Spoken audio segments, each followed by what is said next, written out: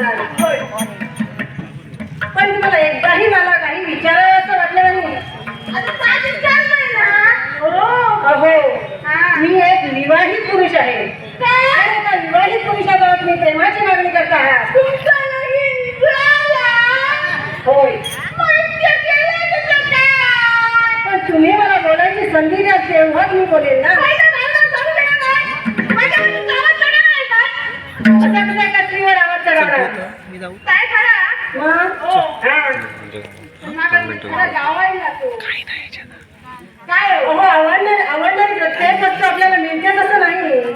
पण माझं आवडतं माझं व्हायला. एकदा नव्हे, दोनदा नव्हे, तीनदा नव्हे, 100 वेळा तुम्हाला सांगून पाहिलं. तुमच्या मनातील इच्छा केव्हाही काही पूर्ण होणार नाही.